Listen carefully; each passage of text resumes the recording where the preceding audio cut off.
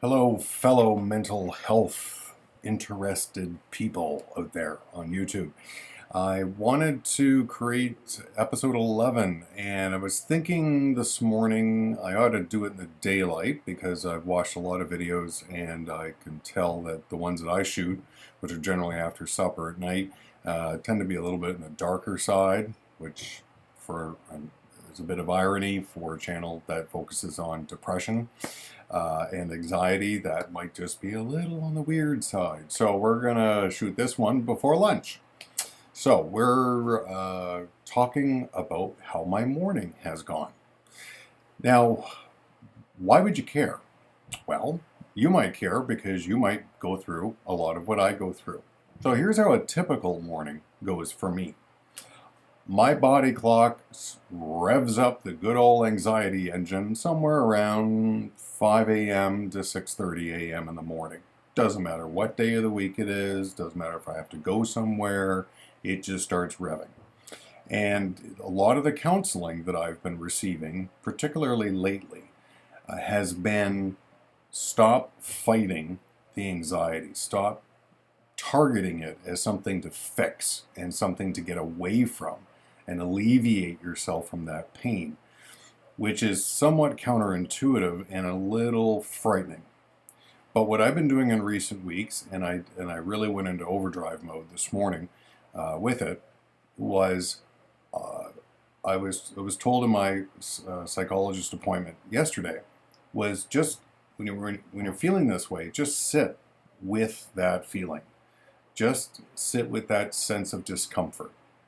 Whether it's depression, you're sad, you're down, you don't understand why you don't have any energy, or you're anxious and you're worried about something and you can't even put your finger on what you're worried about. Rather than popping a pill or taking a drink or taking a drag on a cigarette or whatever, that one instead would sit down, and if you're into breathing exercises, goes hand in hand with it. Sit down, relax, just try not to focus on let's say the anxiety, but rather just feel this present moment as it is right now, as uncomfortable as it may be. And you've heard me refer to the HeartMath technique of breathing, which is to imagine that your breaths, which are as slow as possible, are going into your heart and out of your heart. And if you can, just stay in that state. Try to maintain as slow a breathing pattern as you can, and continually focus your mind on your heart, because it'll energize your heart, which sends positive signals to your brain, which will produce more positive chemicals and bring you into a state of what HeartMath would call coherence or balance, basically, between your mind and your heart. So it may sound a little rinky-dinky, but then you probably heard a lot worse. So that's one thing that I did this morning, and I forced myself to stay in bed until just after 9 a.m., which was a real struggle. And yeah, I dozed off a little bit, whatever, but I really focused hard on my heart and on my breathing, and then when I felt able, the last piece of the HeartMath technique is to insert positive thoughts, particularly about yourself. I suppose it depends on everyone's particular root cause of their anxiety.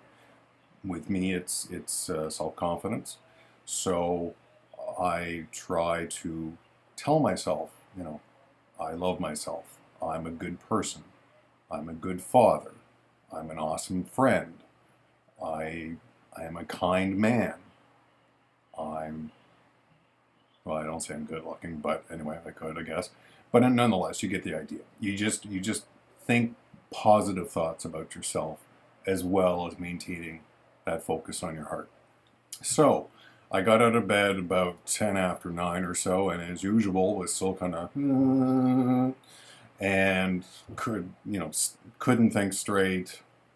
didn't know, okay, yeah, I got up at 8 and fed the dog and went back to bed, but she needs to be walked now, and should I do this or should I do that? This is just a typical morning for me. So obviously the heart math technique is not something that poof is going to work for you right away, but it is something that over time will help. And I have noticed some diminishment of my anxiety. The other thing around this morning when I was walking the dog that I was thinking about again was this whole concept of trying to fix yourselves and trying to get away from the pain. And it's something from what so many of these experts have told me and what I've read in dozens of books over the years is because we live in a society where we want a quick fix to everything, we expect a pill or something like that to be able to take care of it. Or we turn to alcohol, tobacco, whatever, or illicit drugs. The thing is, though, the more we do that, studies have shown that people never really get out of depression or anxiety as effectively as if they took a more embracing, trying to get us in the video, I'm embracing my anxiety. I'm accepting it. I'm letting it come in. I'm aware it's there. I'm not fighting it off. I'm not focusing on it either. And I am, say, doing a breathing technique. I'm focusing more on the breathing. And I'm well aware that my heart's pounding away, laying in bed. But I'm not focusing on getting rid of it. I'm simply focusing on my breath and what will regulate my sense of well-being, knowing full well the anxiety will still be there. It's just a fact of life. It's going to be there anyway. I mean, so why not try something a bit more radical? Like, yeah, it's part of the luggage that I carry, that I chuck into my knapsack and carry with me throughout the day. And apparently over time, with taking this type of an approach, you develop the ability to move on beyond yourself and change your thought patterns and be able to move forward productively and happily in life, even though the anxiety may always crop back up, or there may be bouts of depression, or you have a bad day, or whatever. Like I have the last couple of days, they've been very tough. One piece of good news is I have cut back on my smoking by over 50%. I thought I could jump and go cold turkey, but that didn't work. And I'll tell you the reason why. The reason, I'm going to bring it over here, is this little doodad. I don't know if it's focusing well enough here or not. Looks like a pen. I'm a little into fountain pens, so I put it in my fountain pen container. But it is a vaporizer. And you may have heard of e-cigarettes and so forth. Well, one of my big downfalls for the last dozen years has been that I've become addicted to smoking and smoke about a pack a day as an escape mechanism, or you want to call it coping, well, a negative sort of coping way to do it. And by the way, oh, there's a little scratch on it. By the way, there is a disproportionate amount of smokers within the mental health patient community. So do the math. Anyway, essentially what this is, and I'm going to try and keep it in the white area so you can see, it's not one of those fancy ones that you can really put between your fingers like this, unfortunately. And I went to the store in my city this week where I bought it from and said, you know, isn't there one that feels a bit more like a cigarette, you know, because it feels more like I'm holding, well, I don't know what it would be holding, but flamethrower or something. And they basically said no. They said those are kind of like single-use type of things, and you end up burning even more money than you're wasting tobacco, cartons of cigarettes. It has a liquid in it that heats up and creates a vapor. Only a vapor. And the only ingredients in the vapor is vegetable oil liquid of some technical variety, I can't remember, and nicotine. That's it.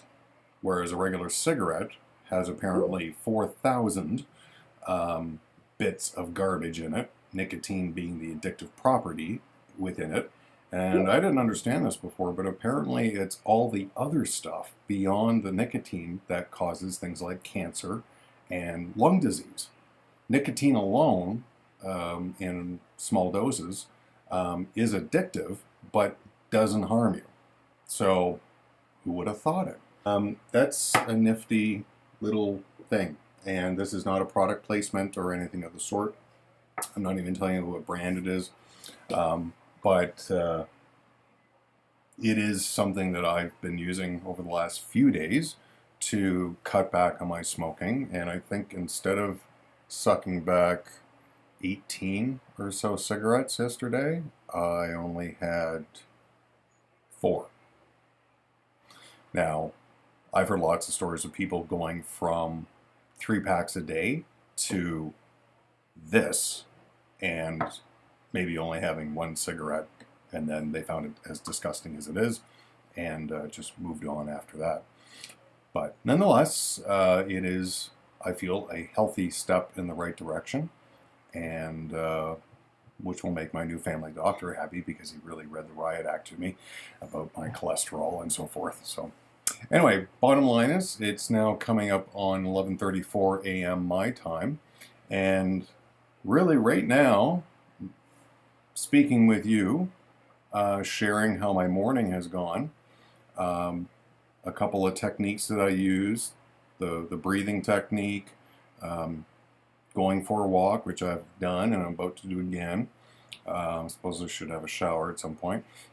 And but I think most importantly, and I'm noticing it right now as I'm sitting here, is I'm not feeling anxious right at this moment.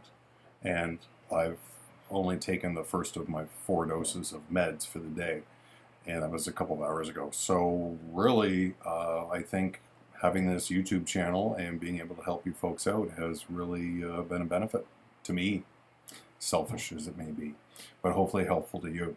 So that's how my morning went. There's episode 11 for you.